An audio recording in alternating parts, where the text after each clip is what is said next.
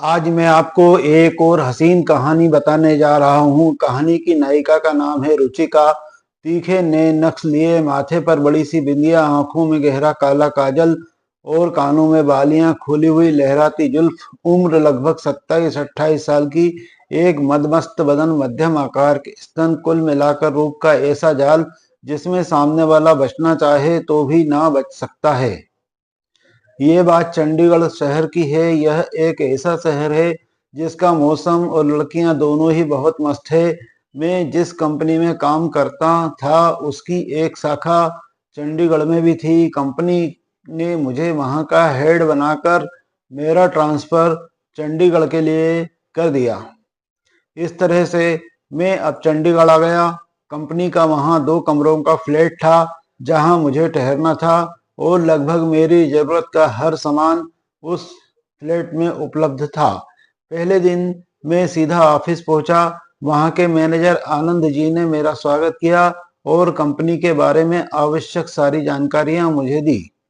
लगभग सारा दिन कंपनी में मीटिंग आदि में ही गुजर गया। शाम को जब मैं और आनंद कंपनी से बाहर निकले तो मैं बहुत थका हुआ था। आनंद जी मेरी स्थिति को ताड़ते हुए बोले, सर जी, लग रहा है आप काफी थक गए हैं। आज आपका रात का डिनर हमारे साथ है और आपके फ्लैट के सामने वाला ही मेरा फ्लैट है। आप नहा धोकर तारोताजा हो लें जब तक मैं और मेरी पत्नी आपके लिए बेहतरीन डिनर का बंदोबस्त करते हैं। मैं बोला, आनंद जी, तकल्लुफ करने की कोई आवश्यकता नहीं है, मैं मैनेज कर लूंगा। आनंद बोले, अरे सर, इसमें तकल्लुफ कैसा, आज तो आप हमारे मेहमान हैं। इस पर मैं बोला, चलो ठीक है, अगर आपकी यही इच्छा है तो मैं थोड़ी देर में आता हूँ। आनंद बोले, जी धन्यवाद आपका। मैं नहीं, वो तो मुझे आपको कहना चाहिए। फिर मैं अपने फ्लैट पर गया। वो 2 कमरों का अच्छा फ्लैट था और सभी कुछ ठीक प्रकार से सजा हुआ था। जैसा कि मैंने आपको पहले भी बताया था कि फ्लैट की बालकनी से मुझे आनंद का फ्लैट सामने ही नजर आ रहा था। खैर, मैं फटाफट बाथरूम में फ्रेश होकर नहा धोकर तैयार हो गया और आनंद के फ्लैट की ओर चल दिया। आनंद के फ्लैट के बाहर पहुंचकर मैंने डोरबेल बजाई। जैसे ही दरवाजा खुला तो एक पल के लिए मेरी तो नजर ही ठहर गई।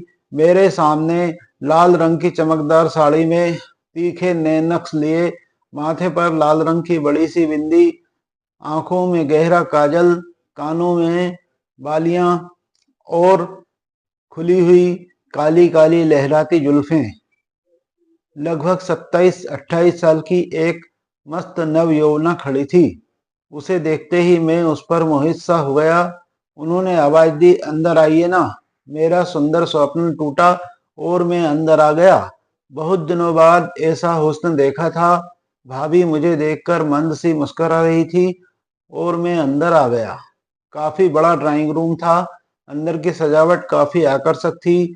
सभी चीजें करीने से लगी हुई थी। सामने एक बड़ी सी पेंटिंग थी और उस पेंटिंग के नीचे बहुत सी सुंदर सफेद रंग के सोफे लगे हुए थे। रुचिका ने मुझे सोफे पर बैठने के लिए कहा और तभी आनंद भी आकर मेरे पास ही सोफे पर बैठ गया।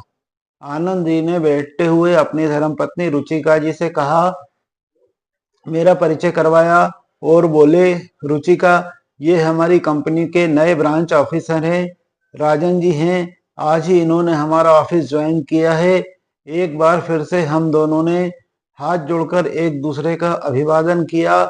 मैंने कहा, आनंद जी, आपने भी भाभी जी को मेरे कारण बेवजह ही परेशान कर दिया। रुचिका, इसमें परेशानी की क्या बात थी? आप तो हमारे मेहमान हैं। मेहमानों का स्वागत करना मुझे अच्छा लगता है। इतना सुनकर रुचिका रसोई की ओर चले गई और मेरे लिए एक गिलास पानी लेकर आई। राजन जी, आप पानी लीजिए। इसके बाद आप चाय, कॉफी या कोल्ड ड्रिंक्स क्या लेंगे, मुझे बताइए, मैं अभी प्रबंध करती हूँ। मैंने रुचिका के हाथ से पानी का गिलास लिया और कहा, आपके हाथ गर्मा गर्म चाय, मगर खाना खाने के बाद।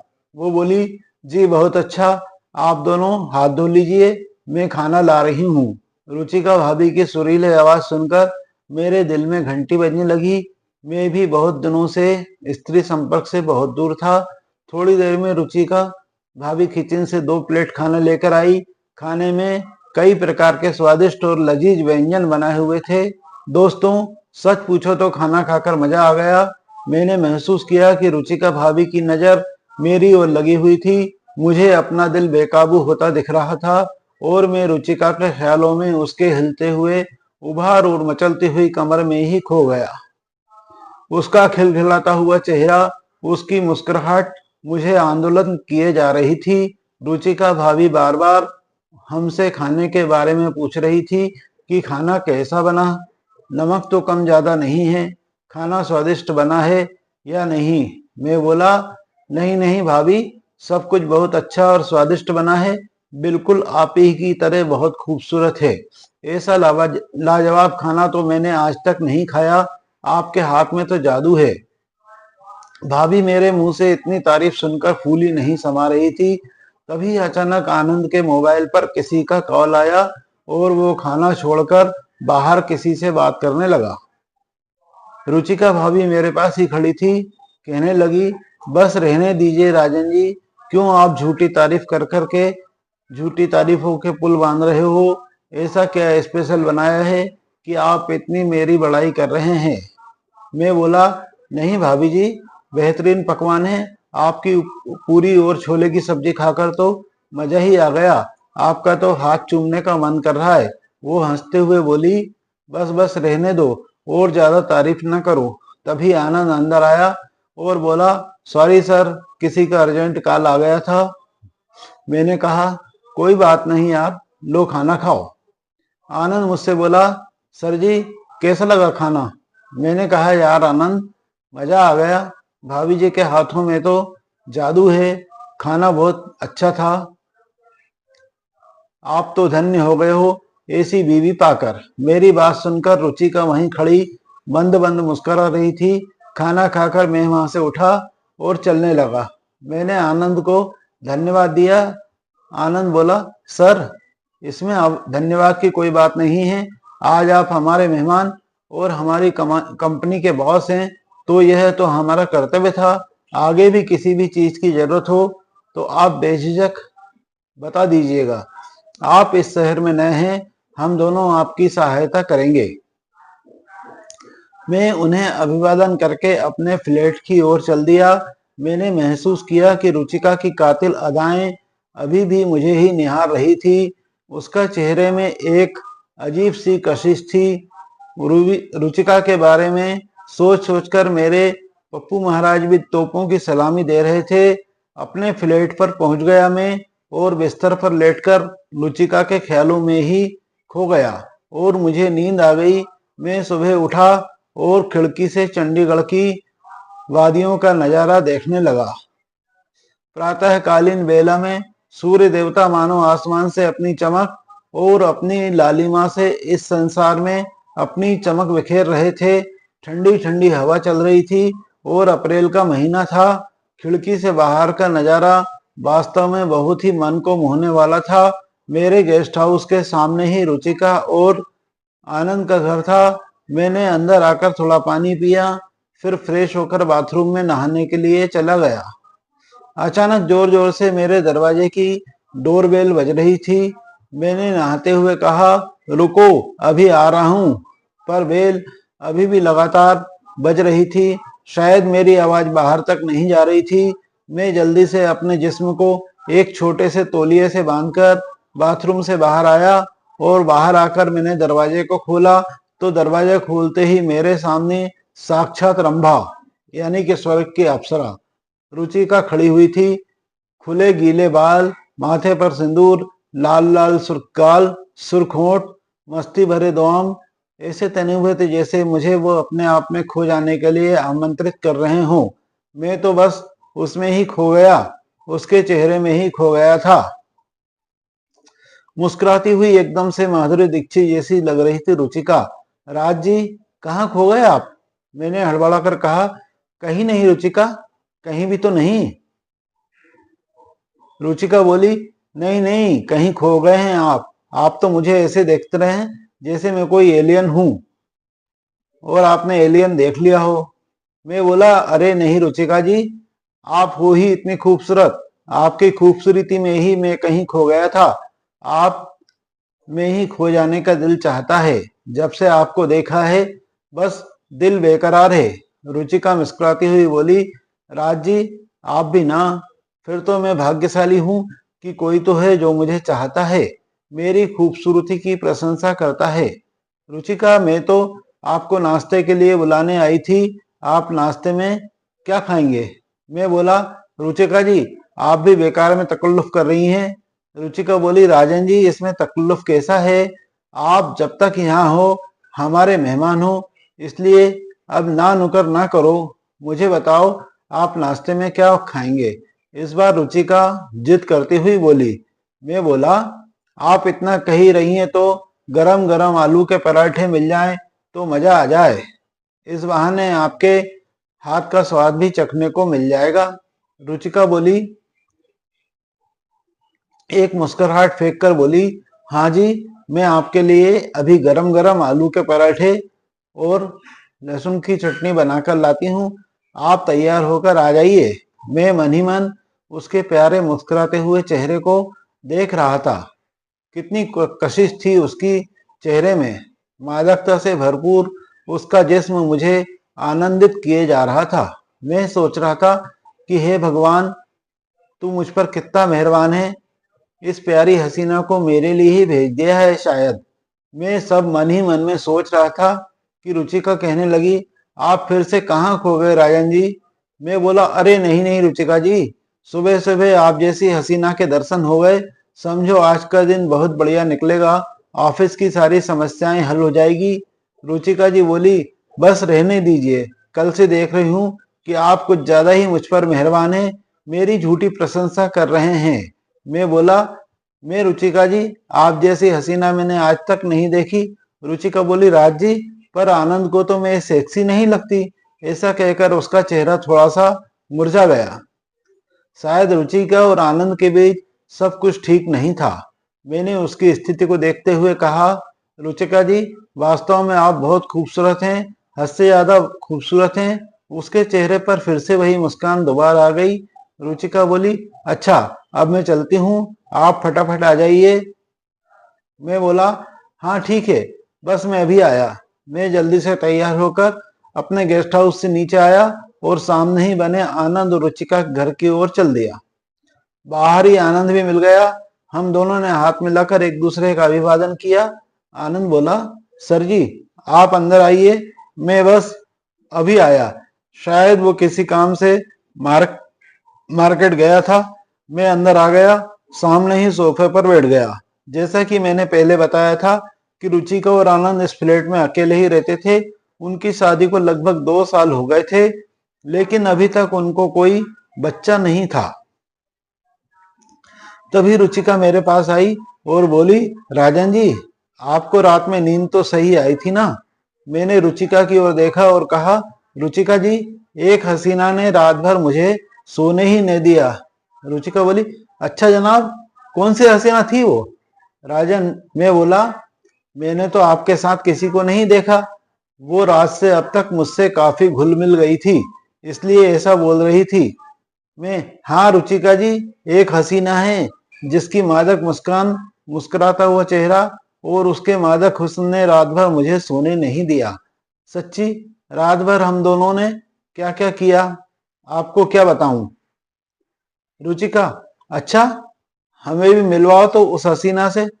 मैंने बोला, हाँ हाँ जरूर मिलवाऊंगा। तभी आनंद भी आ गया और हम दोनों ने रुचिका के हाथ के बने गर्मा गर्म आलू के पराठे खाए। गर्मा गर्म आलू के पराठे खाकर मजा आ गया। मैंने रुचिका की ओर देखते हुए आनंद से कहा, यार आनंद, भाभी बहुत अच्छा खाना बनाती है, आपकी तो चांदी ही चांदी है।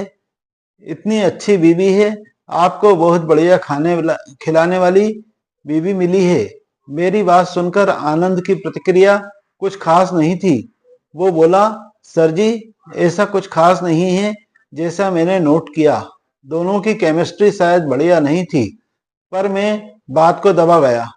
आनंद उठकर बोला, सर जी मैं फैक्ट्री के लिए चलता हूँ, आप आ जाओ, मैं बाहर गाड़ी में आपका इंतजार कर रहा हूँ। मैं भी आनंद से बोला, बस मैं वॉशरूम जाकर आता हूँ। रुचिका भी वहीं पास में खड़ी थी। अभी थोड़ी देर पहले ही जिस चेहरे की लालिमा उसके हुस्न को चमका रही थी, वहां अब उस चेहरे को एक उदासी ने आकर घेर लिया था। मैंने रुचिका के चेहरे की ओर देखते हुए कहा, उसके पास जाकर उसके कंधे पर अपना हाथ रखकर उसके कान में कहा, वो हसीना तुम ही हो रुचिका। रुचिका ने मेरी तरफ देखने लगी और बोली, कल रात से जब से तुमको देखा है, मेरा दिल और दिमाग बस तुम में ही खोया हुआ है। ये कहकर अचानक से मैंने उसके गालों पर एक प्यारा सा चुम्मा दे दिया। रुचिका अचंभित सी रह गई, पर मन ही मन अब वो भी मुझ में कुछ ढूंढ रही थी। मैं वॉशरूम से बाहर आया और फिर रुचिका के हाथ में अपना फोन नंबर लिखा हुआ एक कागज दे दिया। मैं बोला, जब तुम फ्री हो तो बात कर लेना। मैं भी बाहर आ गया और आनंद के साथ फैक्ट्री आ गया। आनंद अब मेरे ऑफिस से निकलकर फैक्ट्री के लिए दूसरे हिस्से में चला गया था। मैं अपने केबिन में आराम करने लगा था, तभी मेरे फोन की घंटी बजी और दूसरी तरफ से एक प्यारी सी सुरीली सी आवाज मेरे कानों में आई, राजन जी। अरे ये रुचिका ही थी। सुबह जब मैं आ रहा था तो अपना नंबर रुचिका के हाथ में दे दिया था। मैं रुचिका, मेरी जान कैसी हो? कल रात से जब से तुमको देखा है, मेरा दिल तुम में ही खोया हुआ है और मेरी रात की हसीना तुम ही हो। यह सुनकर रुचिका कुछ शर्मा गई और बोली, क्या आप सच कह रहे हैं? मैंने कहा, हाँ रुचिका, कल रात से ही तुमने मुझे पागल सा कर दिया है। हर समय तुम्हारा मुस्कुराता हुआ चेहरा ही दिखाई दे रहा है। रुचिका बोली, न जाने क्यों कल से आपने भी मुझ में अपने मुंह पास में बांध लिया है। आपका हैंडसम फिगर देखकर तो आप में ही खो जाने का मन करता रहता है। मैं बोला, सच में रुचिका? फिर तो तुम्हारे संग मजा आएगा। मैं आज कुछ प्रबंध करता हूँ। मैं चाहता हूँ कि जब तक मैं यहाँ हूँ बस तुम्हारे ही साथ रहूं। रुचिका बोली, पर ऐसा कैसे संभव है राजन जी? और आनंद? मैं बोला, तुम उसकी चिंता मत करो, मैं अभी कोई प्रबंध करता हूँ। मैं अभी थोड़ी देर में आपसे बात करता हूँ। मेरी प्यारी रुचिका, मैंने फोन काट दिया और उसी वक्त मैंने आनंद को अपने केबिन में बुलाया। हमारी फैक्ट्री की एक शाखा चंडीगढ़ के दूसरे इलाके में भी थी। मैंने आनंद को 2 दिन के लिए वहां जाने के लिए बोल दिया। आनंद, ठीक है राजन सर, आप इस फैक्ट्री को देखो, मैं वहां चला जाता हूँ। मैं 2 दिन में उधर का सब सेट करके वापस आ जाऊंगा। मैं मन ही मन प्रसन्न था कि रुचिका के साथ मेरे मिलन की यह बाधा भी दूर हो गई थी। आनंद ने जाने के पहले मुझसे कहा, सर जी आप भोजन हमारे घर ही करेंगे। मैं रुचिका से बोलकर जाता हूँ और कोई कुछ भी समस्या हो तो आप मुझसे ही बात कर लेना। मैं बोला, ठीक है आनंद जी, आप चिंता मत करो। आनंद भी मेरा भरपूर सहयोग कर रहा था। मैंने थोड़ी देर बाद यह बात फोन पर रुचिका को बताई कि आनंद को मैंने आज और कल के लिए दूसरी फैक्ट्री में भेज दिया है। यह सुनकर वह बहुत प्रसन्न हुई और फोन पर ही उसने धन्यवाद दिया। आनंद अपने घर आ गया और अपनी बीवी से बोला, रुचिका मेरा यह सामान और कुछ कपड़े पैक कर दो, मुझे अभी चंडीगढ़ की वो दूसरी फैक्ट्री के लिए निकलना है। रुचिका बोली, आनंद जी आप क्या कह रहे हैं? क्या कहीं जा रहे हैं? मन ही मन कहीं ना कहीं रुचिका आनंद के जाने से खुश थी। मैंने उसे आज की प्लानिंग के बारे में बता दिया था, पर माहौल को संजीदा रखने के लिए उसने आनंद से बड़े प्यार और आत्मीयता से बात की। आनंद बोला, हाँ रुचिका, मुझे दूसरी फैक्ट्री में जाना पड़ेगा, बस 2 दिन की ही बात है। मैं 2 दिन बाद वापस आ जाऊंगा। तुम ठीक से रहना और हाँ, राजन जी के दोपहर का भोजन और रात का भोजन का ख्याल रखना। वो हमारे मेहमान हैं। अगर किसी चीज की आवश्यकता हो तो कंपनी के सुपरवाइजर को बोल देना। रुचिका बोली, ठीक है आनंद, आप बेफिक्र होकर जाओ मैं सब मैनेज कर लूंगी। वो मन ही मन प्रसन्न थी। दोपहर का समय हो गया था, लगभग 3 बजे बज चुके थे। आनंद भी दूसरी फैक्ट्री के लिए निकल चुका था। हम दोनों आपस में बात करने लगे। बातों में मुझे पता लगा कि बच्चा न होने के कारण आनंद और रुचिका का रिश्ता आजकल कुछ सही नहीं चल रहा था, जबकि रुचिका में कोई कमी नहीं थी। बस आनंद के वीर्य में शुक्राणु नहीं बन रहे थे। थोड़ी देर बाद जब हम दोनों सामान्य हुए तो मैंने रुचिका के माथे को चूमा। उसके चेहरे पर संतुष्टि के भाव थे, जैसे कोई बच्चा अपने मनपसंद खिलौना मिलने के बाद खुशी से चहक उठता है। उसी प्रकार रुचिका भी एक प्यारी सी गुड़िया की तरह चहक गई थी। अभी तक रुचा की गर्म सांसें मुझे महसूस हो रही थी और मेरे पप्पू महाराज तो फिर से तनकर तैयार हो गए थे। शाम को ऑफिस के बाद एक बार फिर से मैं रुचिका के पास था।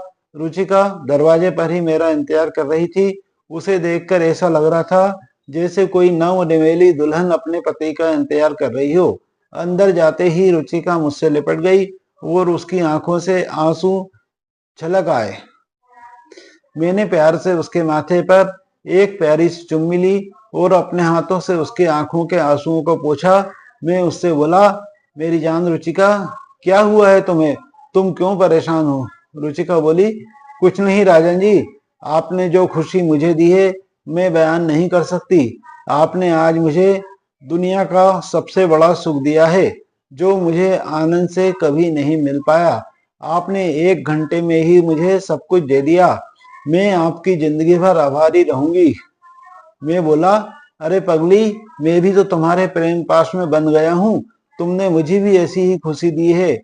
भगवान ने चाहा तो फिर तुम जल्दी ही माँ बनोगी। और हमने 2 दिन में 10 बार एक हो जाने का समागम किया।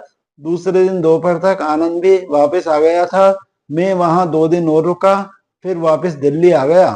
पर रुचिका के साथ मेरा ऐसा रिश्ता बन गया था जिसे मैं भूल नहीं पा रहा था।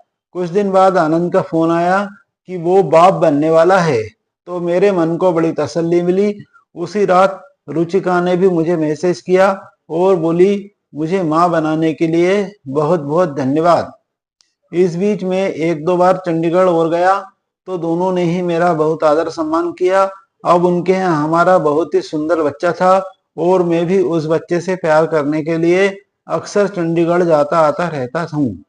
और जाऊं भी क्यों नहीं, आखिर वो मेरा खून है। वहां पर रुचिका उससे अभी भी बहुत प्यार करती है और हम मौका देखकर कभी कभी मिल लेते हैं। तो दोस्तों, इस तरह यह कहानी यही खत्म हुई। आपको यह कहानी कैसी लगी कृपया आप कमेंट में बताइए। वीडियो को लाइक, चैनल को सब्सक्राइब करिए। धन्यवाद।